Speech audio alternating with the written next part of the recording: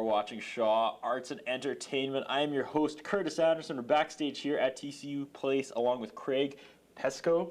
Yeah, correct. This is the man. This is what it's all about. We were hours away from Queen. It's a kind of magic. This is the guy we want to talk to. Thank you so much for giving Shaw TV an interview. Let's talk about the show, Saskatoon.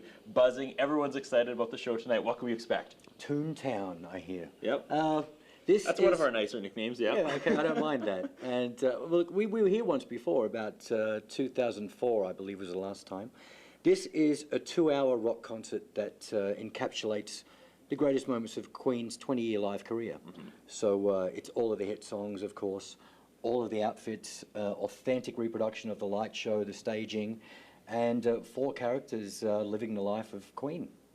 I was looking on the website and it said this show is the real deal, or whatever version of that was. Explain that. Are there lesser versions out there? Or? Well, I believe there are. Okay. You know, in certain countries we have, you know, similar acts to this that are floating around. But I mean, I know that we're the biggest. When we first got together, our idea was we sat down and watched. I mean, I was the Queen fan, you know. Yeah. Well. So I sat down with the producers and said, look at this Queen footage.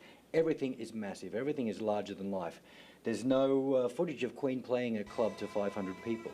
We need big theatres, this being in the smaller end, the over-the-top stage show, and the right characters who can basically, number one, focus and get their roles right as far as the acting and the playing side, and then perform like Queen and create an atmosphere that is exactly that of Queen in concert.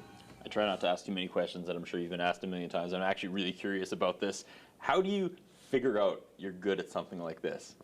Like, how does this opportunity present itself? I was a fan. I think to do this, you have to be a fan. Yeah. You know, if you were...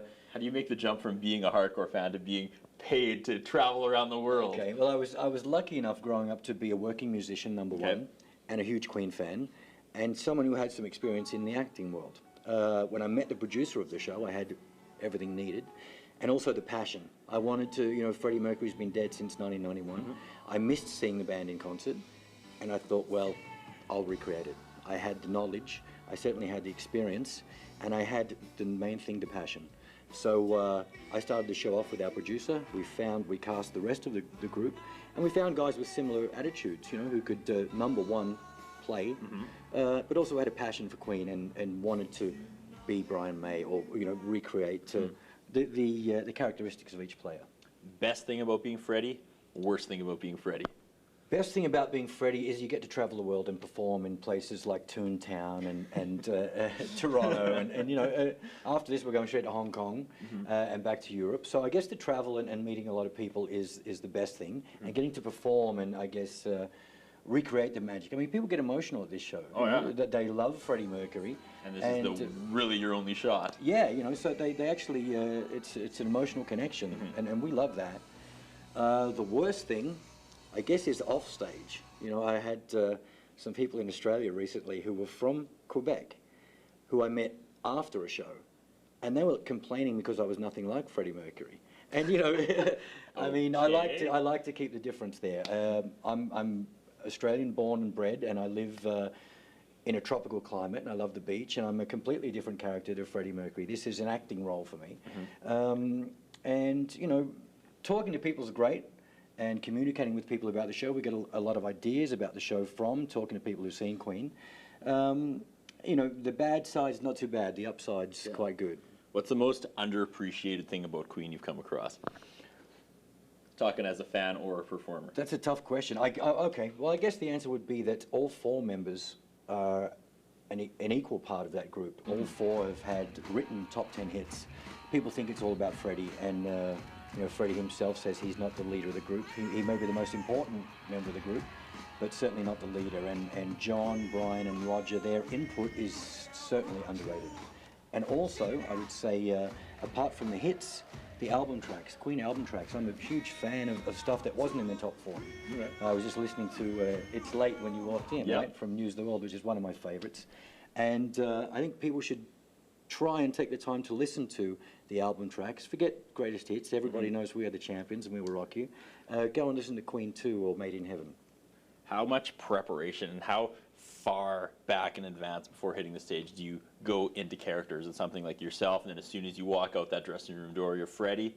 Or like, you know, I think you mentioned you were listening to the music before we started rolling. Yeah. Like, how much prep does it take to get into the mind of Freddie? Well, most of the preparation was done back when this production first began, Okay. Or even prior to that. I mean, I was a fan, and I loved Queen. I had my own musical career going in this direction, but I wanted to use what I could of learn from Freddie Mercury to help me go in my original music. I met the producers of this show and thought, right, I'm going to use it and use it to reproduce Freddie. So back then, it was a lot of watching endless film, and I was doing it as a fan, first of all. Then we did the whole musical side, which took maybe 2 years. And then probably another 18 months to sit down with engineers and lighting techs to get the sound right in a live situation. People are very particular about the Queen sound and the vocal harmonies. So most of that was done back when we first began. On a night like this, once the sound check is done and the outfits come on, the four of us will get together and bond. I mean, we haven't seen each other since November. It was the last time we played, so it'd be good to catch up with the rest of the cast and get back in the spirit of things. But, you know, before a show, 5 minutes before we go on, our heads are together and we're ready to rock. This is, it's not a theatre show where it's done half-heartedly. This is a full-on rock concert.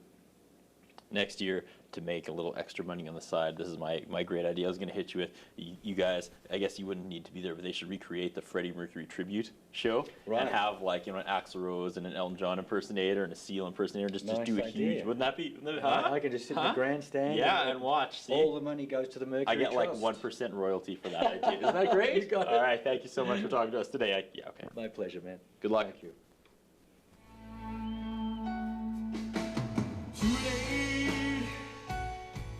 My time